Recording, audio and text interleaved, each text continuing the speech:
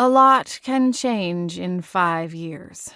But when dealing with centuries-old vampires, it was best not to expect progress. Without the urgency of mortality, the undead don't seem to find it necessary to keep up with the Joneses, so to speak. Personally, I liked to shake things up from time to time. But as I stood in front of my childhood home, I remembered the trait was not at all genetic. The Vaughn estate was a sprawling time capsule with spires and stained-glass windows, every inch a reminder of days long since gone by. The row of black beauty rose bushes lining the iron fence at the front of the property was just starting to bloom, most of the near-ebony buds still tight.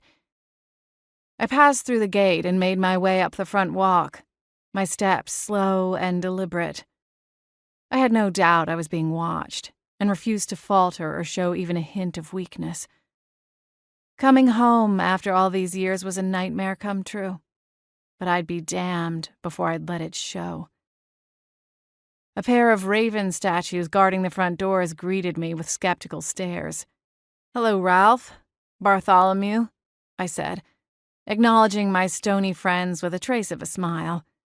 The names were unofficial, bestowed upon them by a 6-year-old version of myself, back when I used to daydream that some wayward magic spell would come along and bring them to life. I'd laugh as they shook off their dull exteriors to reveal velvet feathers and glittering eyes.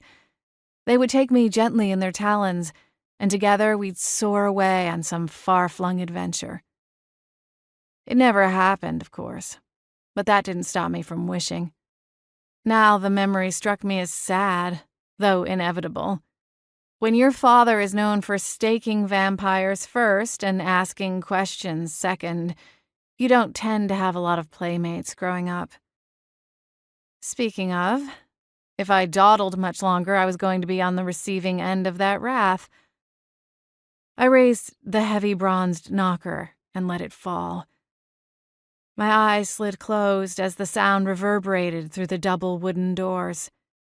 I drew in a slow breath, and on the exhale pleaded with my stone-faced friends. "Wish me luck, guys. I have a feeling I'm going to need it." The door opened, and a woman appeared, her face as blank as those of the granite birds above. "Lady Vaughn," she said, her tone cool, if not full-blown frosty. She stepped back to allow me entrance. "We've been expecting you."